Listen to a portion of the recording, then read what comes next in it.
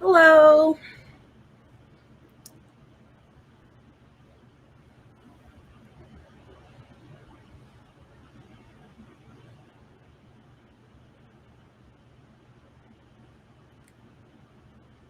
So hopefully everybody can hear me. If you can't, just let me know. My name is Riku. I actually run a BL oriented studio called BishiePro. Um, Anyways, I've never really done a panel before, so I'm sorry if I make any mistakes or anything. Um, this is like, I think it was like really nice of Fujokan to invite us um, to kind of like talk about what it's like to like basically sell BL in person or online. When I first started, I wasn't really sure what I was getting into or anything. Definitely, it's been a lot of learning. You would think that it just be, you sell art, you make money, and you go on with your life. But it's actually like a whole business. And it's a lot more complicated that a lot of people sometimes think, especially new like artists or artists that like really want to get into like going to events, going to artist alley, and all that. So it's definitely a lot. So I'm gonna just go through a few things, kind of like the key things about what it's like to be an artist. So I started working with artists actually. So I'm not an artist myself.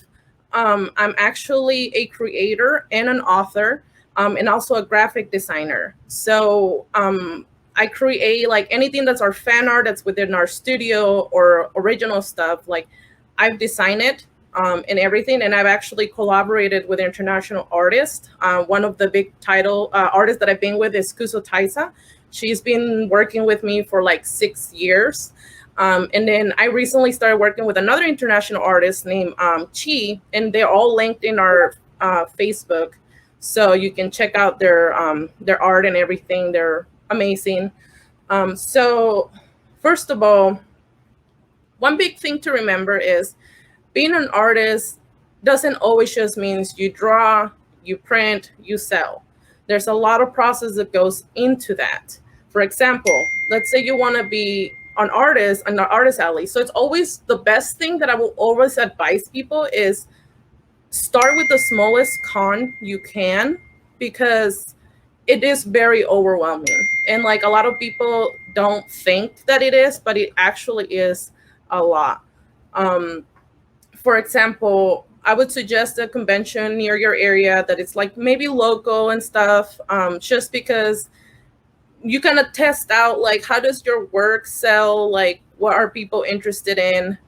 Personally, like I don't enjoy just selling fan art. And it's been a big struggle for our studio, especially after COVID and everything, because what does most people see in an artist alley or in a convention? It's fan art, because it's just so much easier to want to buy something that's already been broadcast and created by all these studios and stuff from Japan. But for me personally, it's like I want to be known for something original. I want to be known. I want our studio to be known for something unique. So that's what I've been pushing a lot for. And am I gonna say like it's profitable? No, it's like it's not. Not at the beginning at least. And it's very, very hard, but it's also so rewarding when people start to know your work, especially the original stuff. So one thing to know about the artist alley, there a lot of the conventions will always accept fan art. For the most part, as you know, you always have to be careful with logos and stuff. You can't put any logos on your work. That's a big no-no. You always gotta make sure you're not doing any like brand stuff, because you could get in trouble for that too. And there is a lot of events actually, especially now the bigger events, where they require you to have both, like have like have original stuff and have fan art. Um, Anime Expo is not one of them. Actually, Anime Expo is still like willing to do either. But I know there's like Otakon and there's a couple other conventions where they want you to have at least a balance of both. So especially if you're just used to doing fan art, you definitely want to, over time, trying to start to do something that's like unique to you, and vice versa. Like if you do all original, like I know, and they're never gonna like turn you down. If all you do is just original work, you're always gonna be welcome at the artist alley regardless. Like they're always all for original stuff. And then there's the vendors. Sometimes I'm sure you guys see like artists in the vendors section, and for that, like it kind of depends. It depends on each event. Some events are totally cool with people selling fan art. Anime Expo was like a big no, especially before COVID and everything. The last year that I was there, they shut down like a lot of places that were selling fan art, and they just wanted them in the artist alley.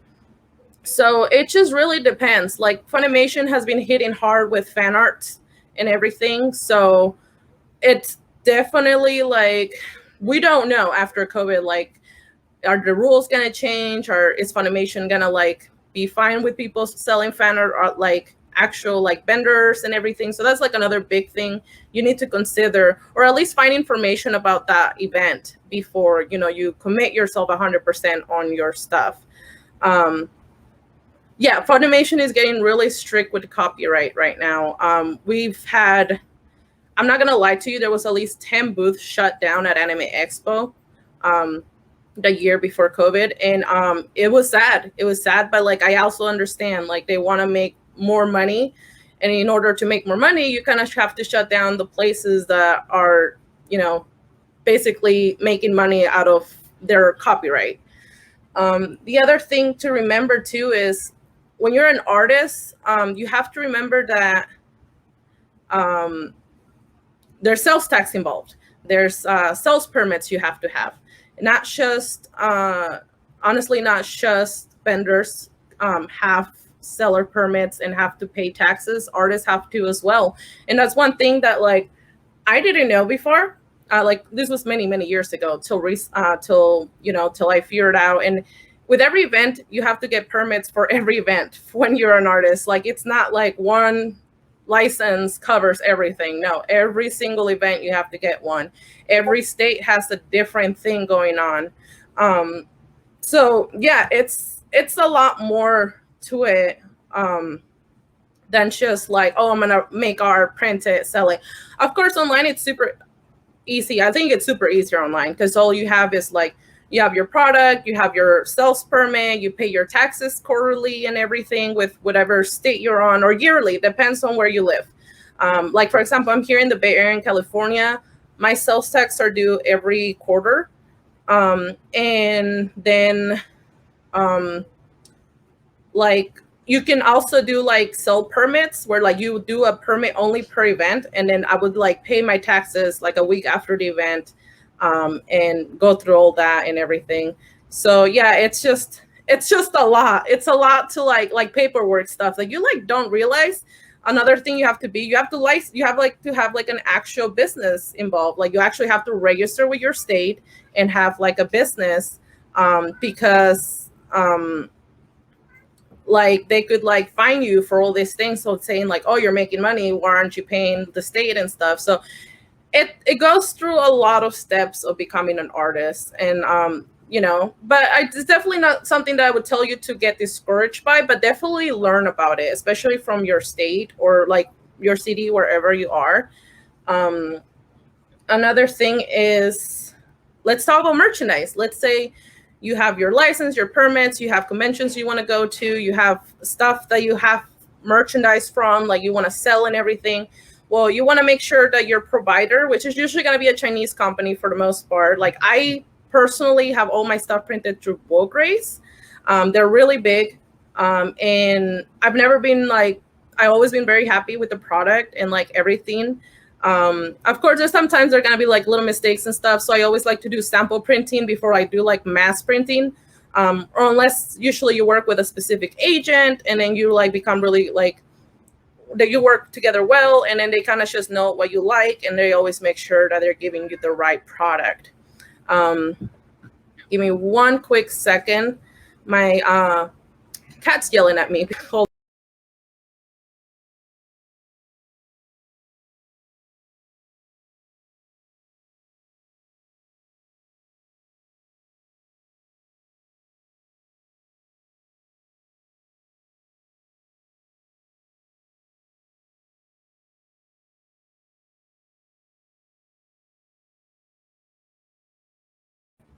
Sorry about that. My cat just likes to make a tantrum if I don't let him out, and so I was like, all right, get out. But anyways, yeah, so there is definitely a lot of things that go into it, but I think like making your art and like printing and everything is such a fun part. Like for me, I love doing it. I love like creating my little keychains, my charms, my standees, my prints. Prints I do print with cat print. So far I've been really good with, like, I'm really happy with their quality and stuff. The only thing with them is they don't print not safe for work artwork, and so for that it's a tough one. Sometimes you have to kind of do your search of like who's willing to print 18 plus materials without telling you anything about it. It's there was this local printing shop when I used to live in Sacramento, a couple like early in the year when I before I moved. And I would like go there and I would print my 18 plus stuff with them. And it was, I was a little shy. I was just like, hey, I came to print some stuff, and the lady was super nice and understanding and stuff. But like, you know, when you have like explicit material that they're just enlarging on their computer and being like, is this how you want it? And you're like, yeah, that's it. I am so sorry, but that's right. It's great once you find like local places. Like I myself, I haven't really gone too deep into like making a lot of 18 plus stuff, prints and stuff yet. Hopefully by next year I will start again. Right now I'm really focusing more on like webcomic that we released called Beloved Agency. It's actually my original, it was an original work that I did just for fun. And then we decided to make a comic out of it. And you can read it, it's for free, it's on Webtoon. And we just updated it today. So far it's been getting a lot of nice publicity. So hopefully we can create something bigger out of that over time. Another big important thing when you're going to be an artist, you have to think about your pricing and the quality. For example, if you think you're a beginner artist, do not tell yourself like, oh, I can't sell the same price as a professional artist. Nobody's going to want my stuff. That's not true, actually. The most beautiful thing about conventions or Artist Alley is that you get such a wide variety of people that you would think that one thing you think that nobody's gonna like, nobody's gonna care about it, actually sells really well at some places. And so like I never try to tell people to get discouraged because they're like, oh, I don't think my level of art is at that point that I can like justify paying or charging for like $10 keychain or a $20 print. But you also have to think about it. I'm like, you have to put so many hours, so much practice into your work. Do not, just because you don't feel like you're at the level of a professional, do not let that affect your pricing of your stuff. I do say like, be considerate of like what you're printing, like, or like what you're selling. For example, prints, regardless of the quality, I've seen prints always sell between $15 to $20. Personally, for me, like all our stuff is like a professionally made by professional artists. So we go into the 15 range for like prints and stuff. And we like to do discounts and stuff when like people are buying multiple, because for me, the most important thing is I'd rather have people buy 2 prints for me and give them a couple dollars discount than just sell them 1 print because I decided that I don't want to give any discount. You know, like overall, you will make more money if you give a little tiny discount when people are purchasing multiple things than just saying no. Charms the same way. Like for me, acrylic charms, we do like $8 per charm. Usually if there's 2 little characters in it, we'll do like $10. If the charm seems to be like super, super big, then I'll do like $13 maybe, but it'd have to be like really, really big charm or like super unique that like costs way more to produce and stuff. Acrylic stands, you'll get like that's like a big range. You'll see like stands that will be like $15, and then you'll see stands that are like $30. So it just really depends, like how much did you pay to have it printed, how big it is, and like what kind of material did you use. So for example, for me, when I do charms, and let me see if I have like anything that I can show you. For example, like my little charms. This is like one of my original characters right here. So this one is epoxy. And I love epoxy because it makes it look really like, oh, the camera's right there, really like neat and professional and smooth.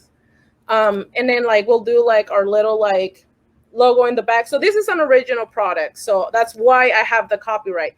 Never put copyright on anything that's not officially yours. Like anything that's fan art and stuff. You're welcome to put like your little like artist name and stuff. But yeah, do not put like copyright and then like your studio name or your like artist name and stuff, because that only can be allowed for original items. And then you can do like a cute little keychain. They have like, what I like about book race, they will have like a ton of options. No. So you can put your artist name on any product, regardless if it's original or if it's fan art. Like you can absolutely do it. You can't just not, you just can't put like the little like tiny symbol that says like copyright, like, you know, and then your name, because unless you actually own the product, then it's 100% allowed. Just because, yeah, you don't want to get in trouble with anybody.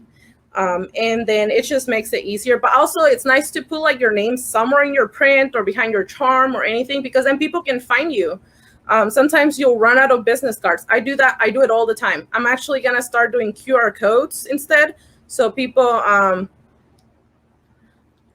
yeah, so I usually I'm going to start doing a QR code instead on my artist booths or wherever I go.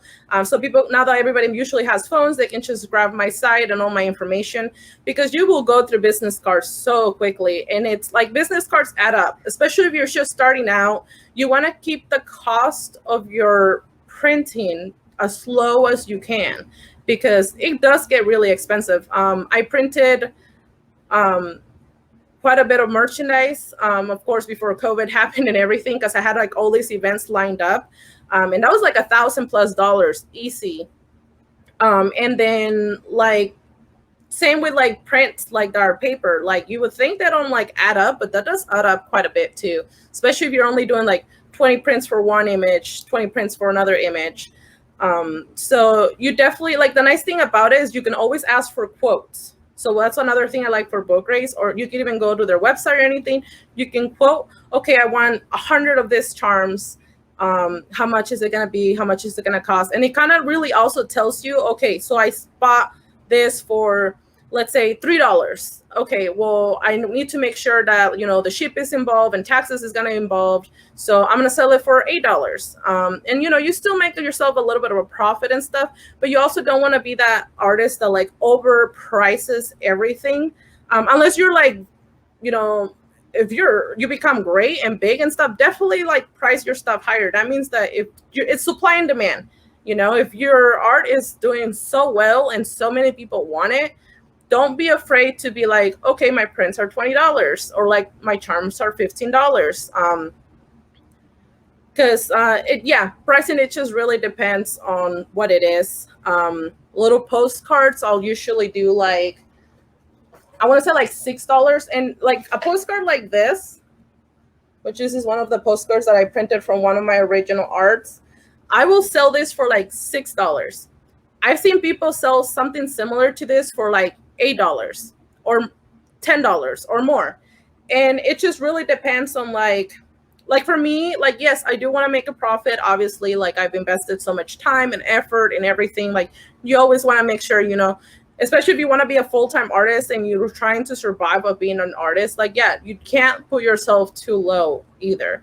But sometimes having things reasonably priced, even when your art is really like attractive to people, you can make a lot of money, because you'll have so many people come to your place because your prices are so great and your art is so nice that people are gonna be like, I can't remember the amount of times people have come to my booth and be like, how much is this? And I'm like, oh, that's like $8, and if you buy more than one, you'll get a discount. They're like, wow, that's like a really good price. Like, they're like, are you sure? And they're like, yeah, like no problem. And then when I'm discontinuing prints and stuff, like I would literally sell them for like $5. Like large prints that are usually going for like $15, $20. Like I had a little one-day event here in Sacramento for Sac Anime, and they were like, And I have like all these like Yuri on Ice prints. And we back then when I printed them, it were like way bigger than what we print now. So it was just a little too much. And I just want to like go through them, but I don't want to like throw them away because they're really nice prints still. So I was just selling those for like $5. And like I literally made like $300-400 just from selling $5 prints that have been sitting in my like garage, like where all my other merchandise is, for like, I don't know, maybe over a year and a half. So, you know, it adds up. It adds up. You definitely, one big thing to consider too is that I haven't even talked about yet. It's going to be transportation, especially when you're traveling. It adds up. It adds up really high.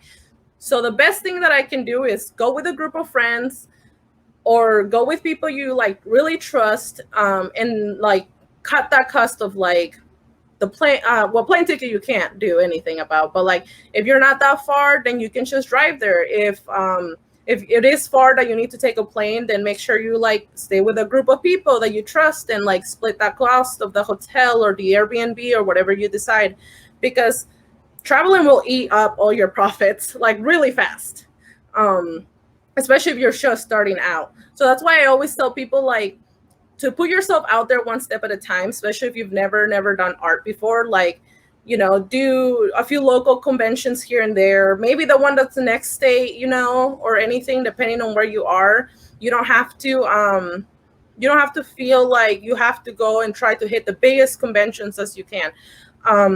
One other big thing that I will personally say this, which is why I'm leaning to doing original work. It's because a lot of the artist alleys are either going to be jury based, meaning that there will be a group of people that will judge every single artist's artwork and be like, you can join or you can't join. And the amount and the rate, honestly, of being able to join as an artist when it's lottery based, it's basically like less than 5%, because especially the big events, there you will have like over 1,000 plus 2,000 plus artists signing up for a space that they only are accepting like maybe 30-40 artists. And lottery base is like awful, because you could have like amazing artists like signing up and everything and still get denied because they didn't make the lottery. It's the same thing for like when it's being like judged, because you never know the kind of person that's judging your artwork.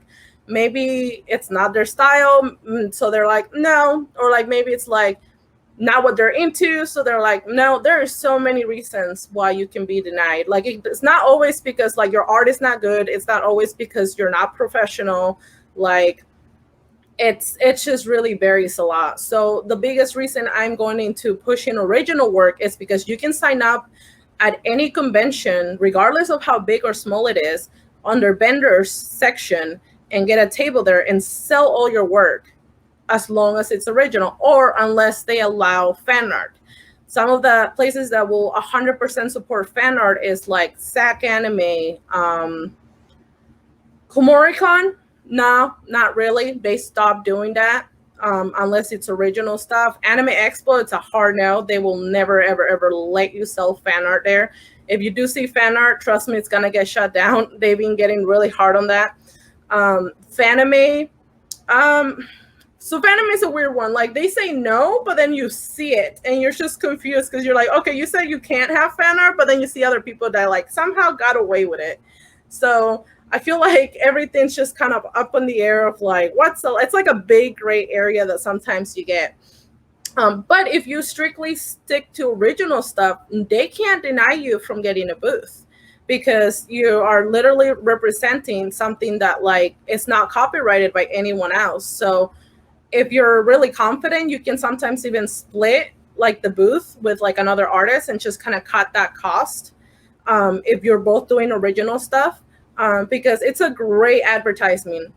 So like, for example, for me, the biggest thing right now is like, I don't always go to conventions and expect to make like a lot of money. I go to conventions just to promote, which is why I have a like side job, because obviously like you don't always make enough money to like cover your expenses of living and stuff. Especially right now, I live in California, in the Bay Area, so it's very expensive here.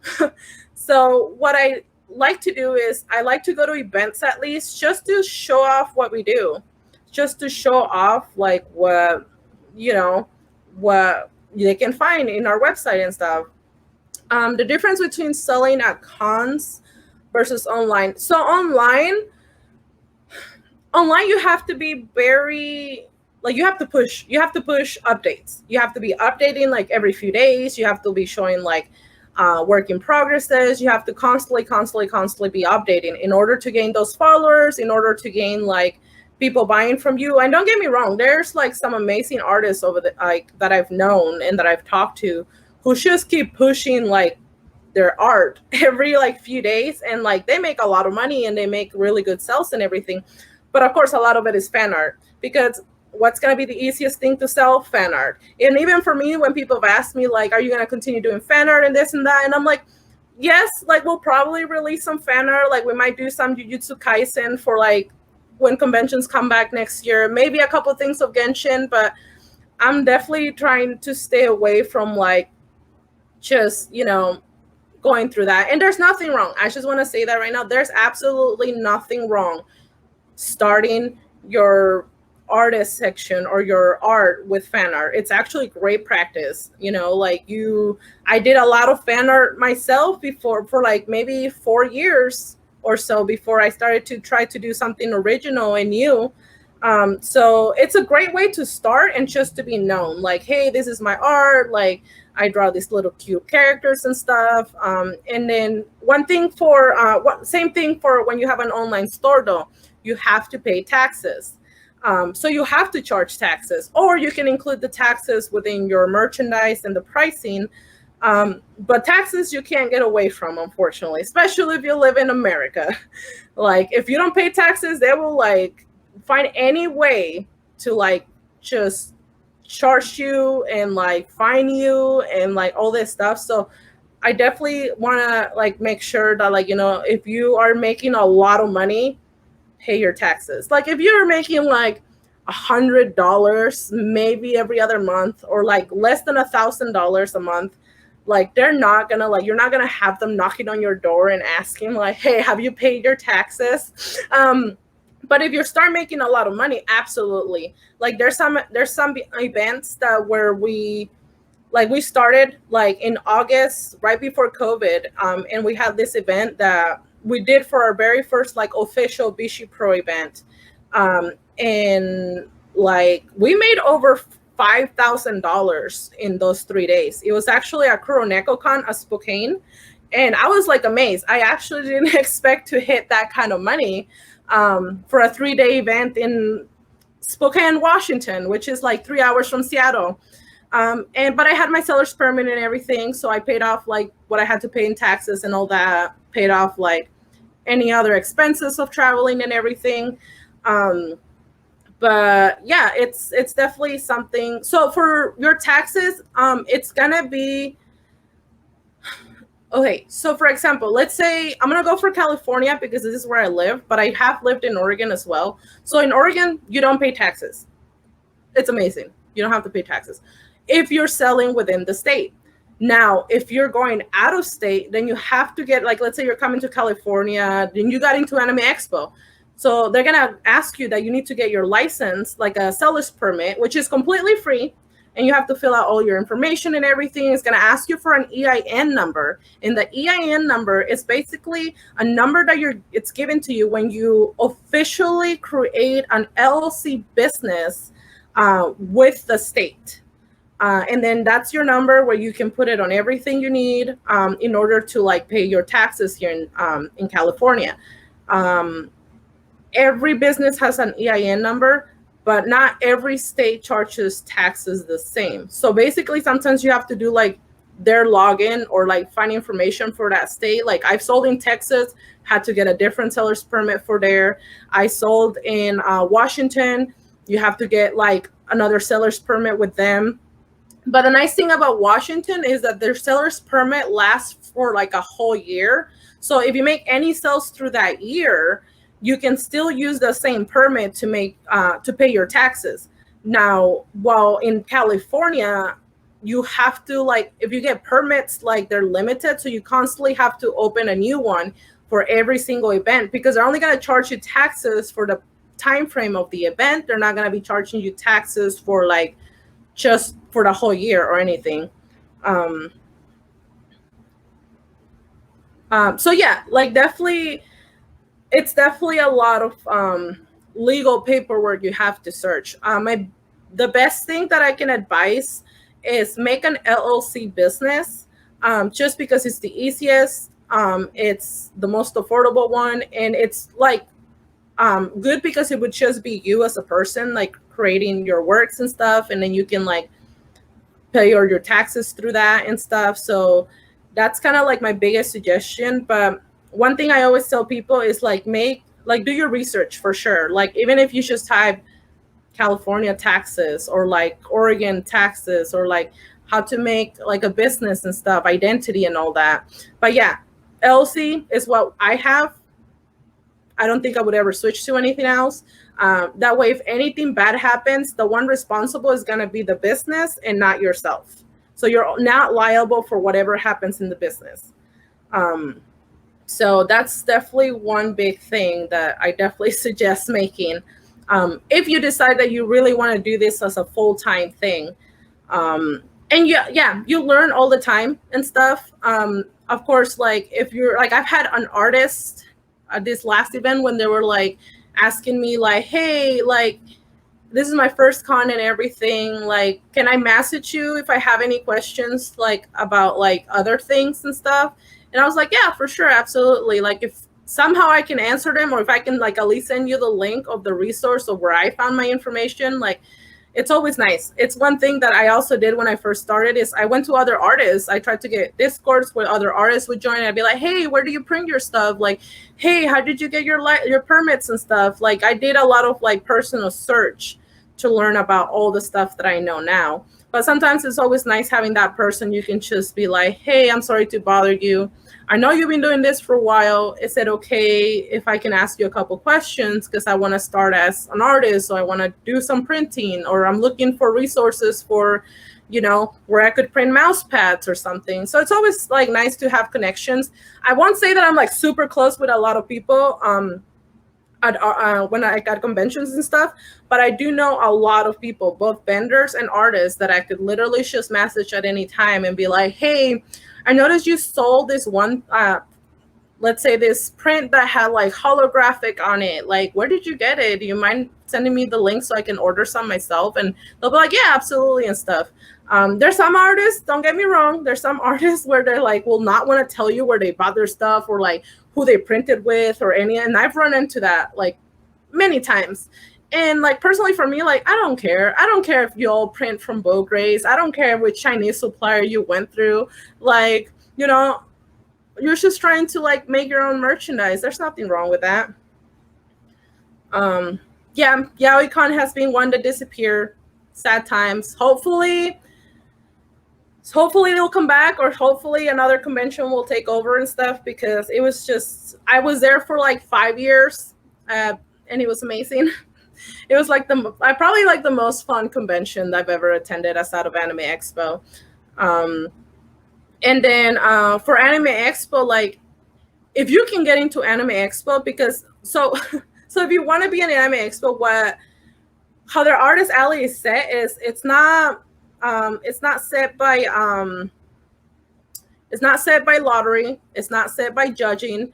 It's literally pre-orders go up, and you get like less than 5 seconds to click that button and pay for your booth, and you just hope that it didn't crash, it didn't like just continue to refresh, and somehow you got in.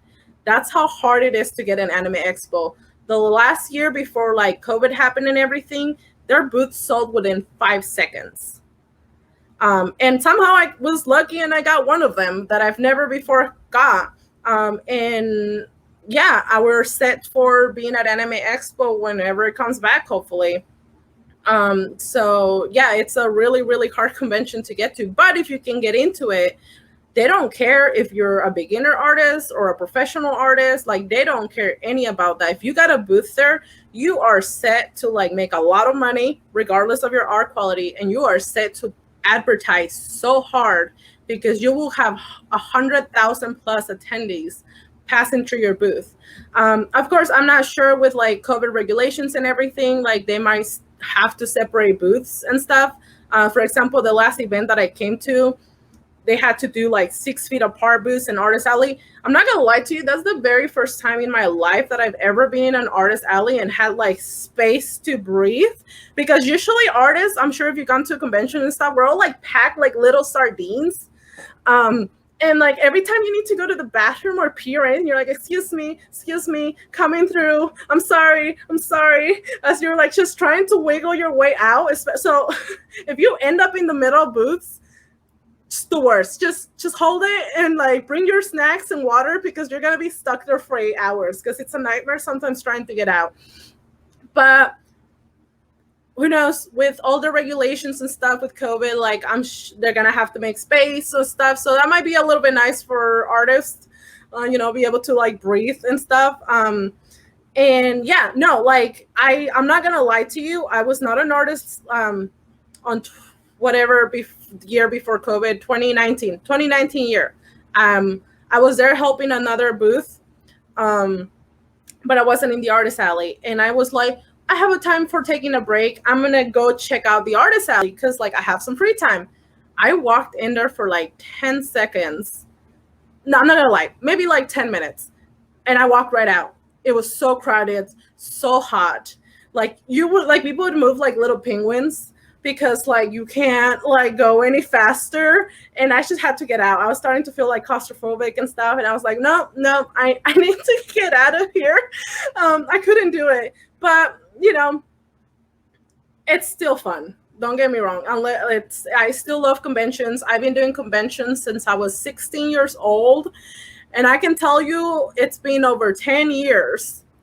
Over 10 years. And I would never, ever, ever change what I did. Like, I love events.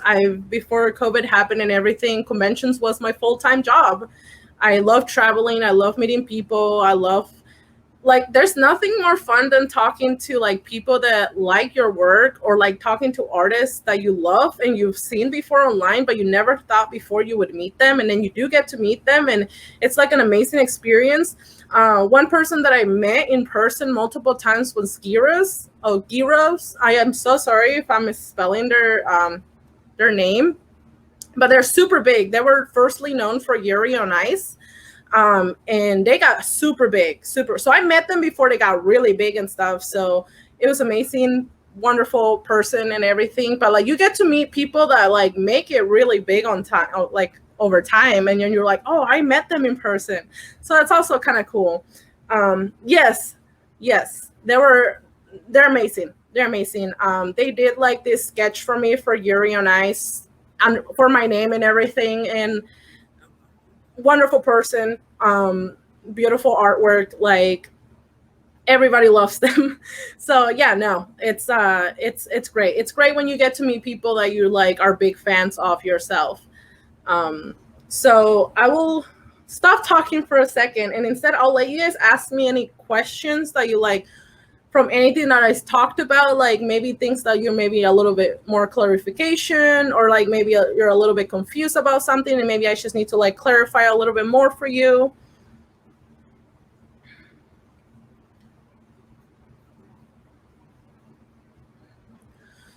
So for a beginning artist, I definitely recommend small like Kuroneko-con. It's a very small convention, maybe like 3,000-4,000 attendees, but the money is really good because you have people from Seattle traveling all the way to Spokane just to like buy art and stuff, because the only conventions that are in Washington, it's literally SakuraCon and Spokane and Kuroneko-con. So a lot of people travel for like the weekend just to like hang out in there, and I've made like really good money with them. So I am very happy. I probably just gave you my secret of where I'm making good money. Darn it.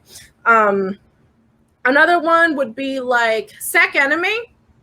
Really chill convention for the most part. I know they get a little bit of flash because they were doing a couple events through COVID and stuff, but overall, I've never had issues with the staff. Always been super respectful with me. So yeah, no, SAC Anime, if you can get in, not super costly, and still like you can make pretty decent amount of money. So yeah, like probably those are the two that I can think of the top of my head. Obviously, I don't know a lot about Central or East Coast, so I can't be like, oh, this convention, this is the one. But from that, like those two are not bad. Fanime, if you can get into Fanime, great, but definitely go with a like share a table with someone, especially if you're like are really new, because it can be a little bit overwhelming since they're a little bit closer to like the 30,000 plus attending range, but still not terrible. No, I have not actually. I've never had the. I haven't, but like other artists that I work with have gone to like their events. Like I have like an artist from Malaysia that's done cons there. Another one from um what was it? It's not Singapore. I forget where they're from. But they've like shown some of our stuff there internationally. But me personally, never got into travel out. It's already super expensive traveling, so I don't know if I'll ever do it, especially because the USA has so many events that you can go to. Definitely probably want to go to Canada because I know that they have some really nice events there for sure. So I might try Canada hopefully one year. Charms. People love charms. They're cute, they're small, they're not super expensive to print, especially when you're doing like a little bulk of them. People little like really love buttons too, little badges and stuff, like anything like small prints. Like if you're starting like little charms and prints, like super nice.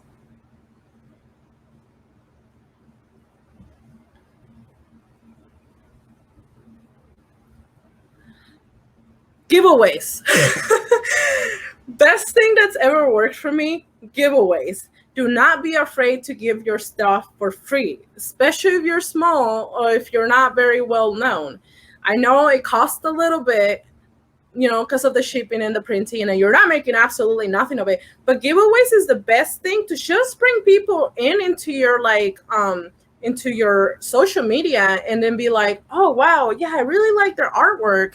And then from there, you should start like building your audience. I helped a few other like anime booths and stuff like do giveaways, and it's like a great you know way to promote your stuff, or like just give little freebie stuff away, like things that are not going to cost you too much, little prints here and there. Maybe do like a when you do end up having like your first customer or your first few customers, do something like personal, like do a little note saying thank you, do a little sketch or doodle or something, just to like show them how much you appreciate.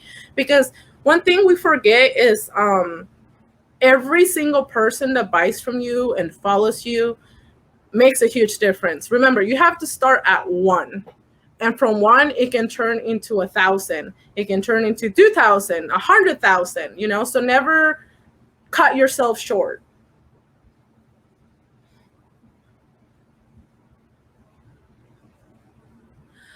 So I haven't personally. I know some artists that have printed and stuff, so I could definitely go and ask them. Like if I ever do decide I want to print, I might want to print my web comic once we're in a good position to call it like a volume one. But there's a lot of resources for sure. If you are able to Google, there's some other artists that will actually tell you like where they printed their stuff, and like which places you can do like booklets or short mangas or like one shots and stuff. So like I definitely need to learn more about that once I'm ready. Well, like doujinshi, are you like, is it like fan art, or because I've seen both? I've seen fan art and original stuff at cons and like for Artist Alley and stuff, and so far it's a lot of people have been doing really good. Like I usually like will see them putting their little books up and stuff, and then within like the day or so or the next day they're sold out. So I think doujinshi is like a really great way to like also grab the attention from the audience. I'm hoping I can create a doujinshi hopefully by next year when I have some more free time. But yeah, doujinshi completely acceptable. Probably prints and well, no, I really like charms too. Um, just because charms are super cute and I see like so many like ingenious ways other artists make their little charms. Like some of them are like rainbow color on the background, some of them sparkle, some of them are like holographic. So I think they're like really unique and stuff, and people love charms because they like hanging on their bags, they like doing the little ita bags and stuff. So I think the charms are probably one of my favorite. um So if I'm driving, I don't cut it short. I will bring everything I have, and try to fit as much as I can. Now, if I'm traveling by plane, of course, like there's a 50-pound limit and stuff. So I try to not bring as many like prints. Like you can make like you can bring like a pretty good amount, but like I try to go more for like charms and stuff because people just tend to really go for like the cute little like sparkly things. So anything small, like I try to bring more off. And also you always want to make sure, let's say you're printing fan art and you're printing 5 different characters from the series, always print more of the characters that are more popular, and a few less of the characters that are like probably not as popular, but people there still will like them. For example, I have, if you ever go like to BishiePro.com, we have like a whole set of like I think 12 or plus keychains for Demon Slayer. And when I print for them, I tend to print like Nezuko, Tanjiro, Giyu, what's the other one? Inosuke, like more, a few more, Rengoku, because he was a wonderful character. But I print a little bit more of them, and then like other characters that I will print a little bit less off, just because they're not gonna sell as fast. But yeah, you just kind of have to see like what's the biggest thing, and then just kind of print as you think you need it.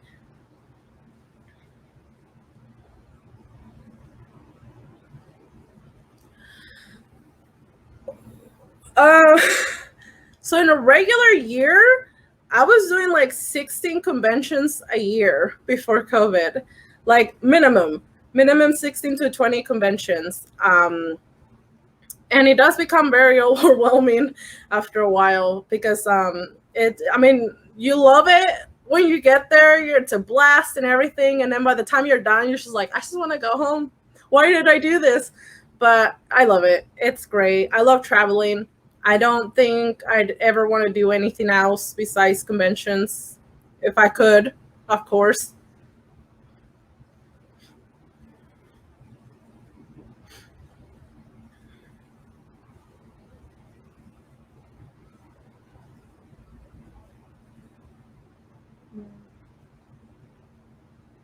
So smaller prints, probably like postcards, like 5x7 postcards are good. Like I would usually start with like little prints like this. These ones are like 5x7.5, and they're super like compact and everything. Doesn't take a lot of space. You can sell these for like $6 and stuff. Cost price might be like less than 50 cents sometimes, but like I said, just because they're $6 and you spend only like less than $1 to make them, remember your time is valuable. You have to pay for shipping. You have to pay for your taxes. Like everything adds up into a little like postcard. So like that's why I'm like, don't be afraid to like price as you think it's best.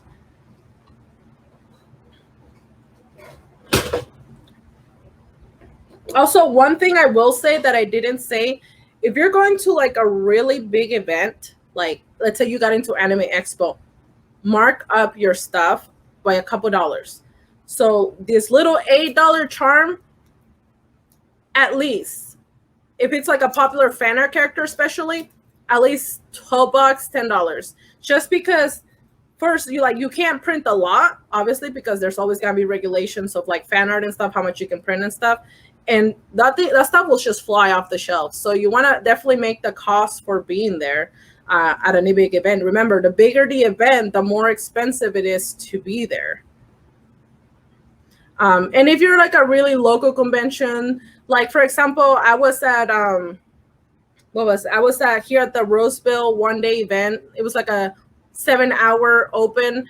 I marked all my price down to like what I would do online, because I was like, it's such a small event. Most people probably don't have a lot of money right now. Like I'm not spending anything. I always look at my costs. It cost me $60 to be there, plus $60 for round trip gas. That's like $130. With like, you know, whatever other stuff, snacks and stuff, maybe let's say I spent $150 to be there.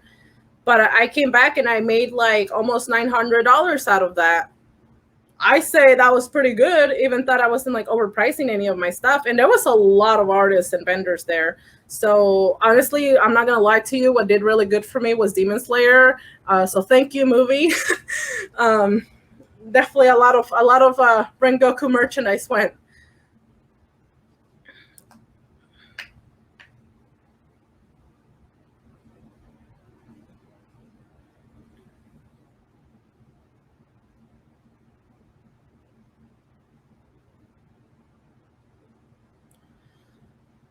So if you're doing BL, are you talking of like original or fan art? Because if you're doing original stuff, I think that pairing them up is like the best way to go, because it's super cute. If you're doing like just one character separately, then I guess you could separate them. Like, for example, I have like, let's see. For example, these two characters are like my ship characters for my original series. But depending on how you make the art, like some of the art makes sense to just have two individual characters separated, just because they're like their little profiles and stuff. But then if I do like couples, oh, this one right here. But depending on the art style that you do, you could do like, you know, like something with them together, which is really nice as well. So it just really depends on like what kind of art you're going for. Are you going for like cute art, or are you going for like something more romantic? And that's kind of like, you know, you can like choose what kind of merch you want from there. Oh, so for samples with bow grays, okay, I'm not gonna lie to you, getting samples is expensive. Just because like you're gonna have to pay like almost full price. Like I did like a set of 8 charms for my characters.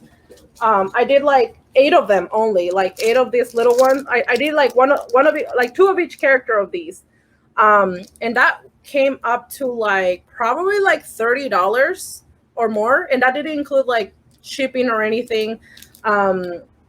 So yeah, it is a little bit more expensive to print only like a couple, but I figured out that these ones came out too big in the sample and these ones were too small. So instead of me printing 100 of them, like I can be like, oh no, these ones need to be a little smaller in size. These ones need to stay like probably the same. And then you just work your way through there. So unless you've been printing for a very long time and you're very comfortable, I say go for it. You don't need to do sample. I don't do samples for everything, but I do samples sometimes for standees, just because the standees are like really big, and sometimes you don't know how they're gonna come out, like how they're gonna look and everything. Not that I always done it. Don't get me wrong. I haven't always done it. This is one of the standees that I made. It's like a phone style, and it has like our little logo in the back.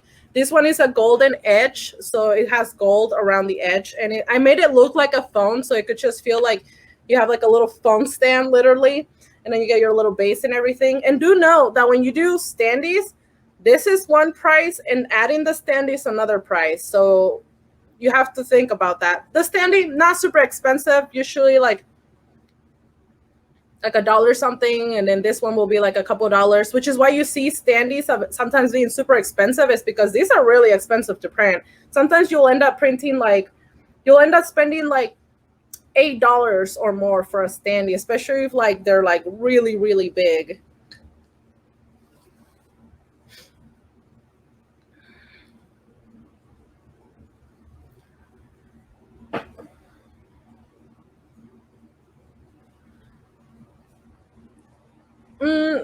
We all done it.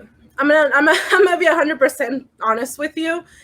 We have all done art, especially when we're starting for like a show that you might not be as hyped about, like Attack on Titan, Boku no Hero Academia, Demon Slayer. Not everybody loves it, and especially artists. Like not every Genshin. Like not everybody's like into it, but sometimes we just do it because I'm like, we need to get like some followers and stuff. We need to attract people to what we do too, because you grab them, you'll grab their attention with a character and be like, and look what else I can do for you. You know, you just gotta start. And especially if you do little commissions at like Artist Alley, I see a lot of artists do it, where they'll have little slots for commissions for doodles or like hand drawings and stuff. Like that's another really great way to make like a little extra cash while you're slow and you're not really selling. Because like one thing about Artist Alley is like you'll get rushes of waves of people purchasing, and then it'll be dead for hours, and then a little rush of people, and then dead for hours. So between times, it's nice to like make that extra cash while like doing little doodles and stuff. So it's another way. And then a lot of people do commissions, and they'll be like, "Oh, can you draw my character and stuff? Like I really love this and stuff." And you're just like, "Okay," like, and you can put rules too. Like you can be like, "Not safe for work, no furries, no like." .com and all that. Like, you can set your rules of what you're willing to draw too, but you'll definitely be drawing things that you would never even think of drawing before. I don't, because so in my studio, all of our artists are international. So like there's no way for them to like do doodles and stuff like at conventions. And I'm an author and a graphic designer. So like you're gonna have like a really ugly ass little character with like deformed little circle face and everything from me, and I'll be like, I apologize, but thank you so much for your services. I wish I could draw. I really do. I do not have the patience for it. I will do anything else. Like you want me to come up with references, you want me to give you ideas, you want me to do the whole graphic design aspect. I run like the website, the conventions, the events. I've designed all these characters, like my original stuff. I designed everything. Same stuff for fan art. I've designed like the positions, what they're wearing. Like I will design everything for them, but I cannot draw to save my life.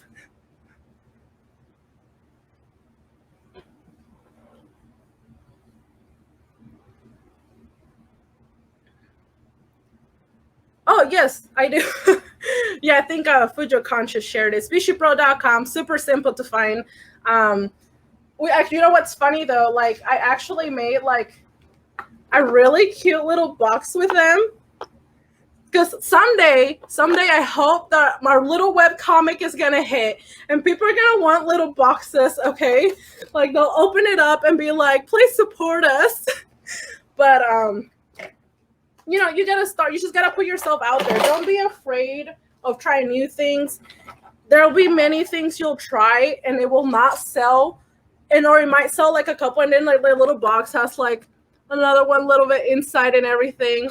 So you have the little characters. But and this thing cost me $70 to do a sample print. So which is why I'm like, I think I would only do original boxes to ship out to people if one day we like get at least like, enough orders. But yeah, thank you so much for having me. And if you guys ever have any questions or anything, you're welcome to contact us. I will do my best to answer resources and stuff.